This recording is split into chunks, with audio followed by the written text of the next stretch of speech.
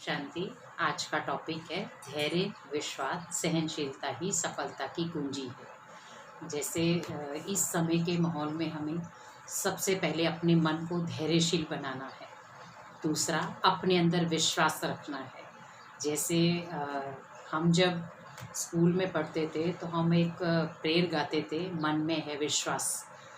तो मन में है विश्वास मीन्स मन में अगर एक विश्वास हम कायम रख सकते हैं कि ये परिस्थिति मेरा कुछ भी नहीं बिगाड़ सकती, मुझे इस परिस्थिति को हैंडल भी बहुत अच्छे तरीके से करना है और इस पर जीत भी बहुत अच्छे तरीके से पानी है, तो ऑटोमेटिकली आप जो चीज़ें सहन कर रहे हैं वो आपको सहन करनी नहीं पड़ेंगी। जैसे आज हम दिन भर बाहर रहते थे, धूप में जलते थे, धूप में बाहर कुछ भी चीज़ें करते थे, तो हमें अंदर से लगता था क्या कभी हम अपने परिवार के साथ टाइम स्पेंड कर सकते हैं। तो हम अंदर से एक फीलिंग रखते थे, क्योंकि अगर मान लो माँ और बाप दोनों घर से बाहर हैं तो बच्चा उनके लिए तरसता है कि कब मम्मी पापा मेरे साथ बैठेंगे, हंस खेल के हम बातें करेंगे। या पापा कहीं दूर हैं, दूर बैठे भी वो जैसे आपके घर में आते हैं हम खुश हो जाते हैं।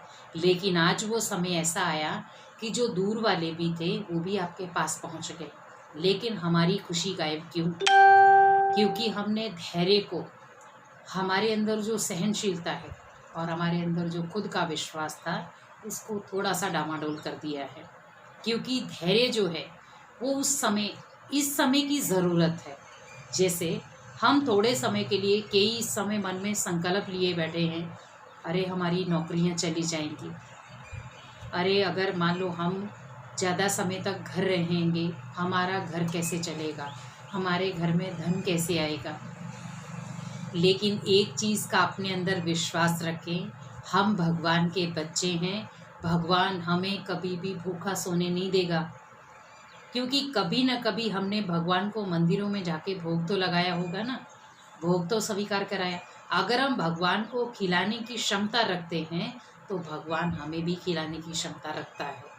उसके लिए भगवान थोड़े से आपकी एक परीक्षाएं ले रहा है, तीनों जगहों की, धैर्यता की भी, आपके विश्वास की भी और सहनशीलता की भी।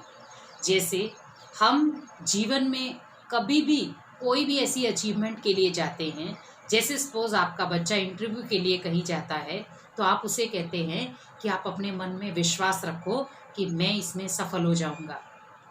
तो जब हम दूसरे को अगर ये चीज़ें कह सकते हैं, आज वो घड़ी आ गई जो हमें उन बातों को अपने ऊपर लेना है।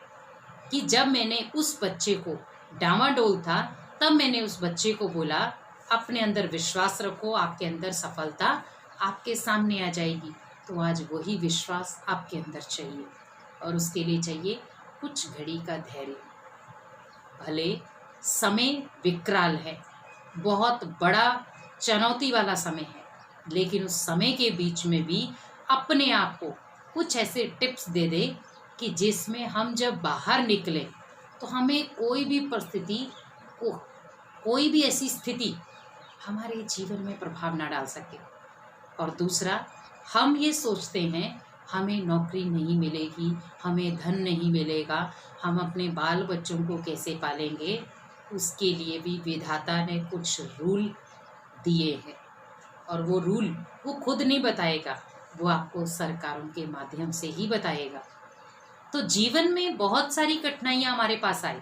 आज हमारे जीवन में जब कोई भी परिस्थिति आती है तो हम किसको याद करते हैं? भगवान को। तो आज हम फिर अनेक आत्माओं को याद क्यों कर रहे हैं? वो मेरी हेल्प करेगा, वो मेरी हेल्प करेगा, वो हेल्प तो करेगा लेकिन लेट। लेकिन आप घर पे बैठे हैं, आपके घर में, मैं नहीं सोचती कि किसी के घर में मंदिर नहीं होगा, हर घर में मंदिर होता है।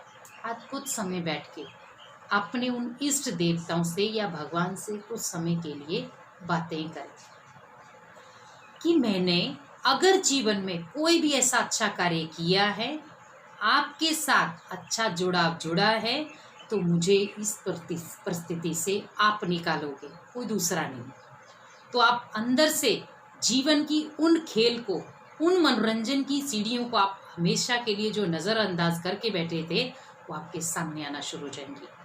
तो अपने जीवन में बस थोड़ा सा एक धैर्य रखें कि जो होता सो अच्छे के लिए।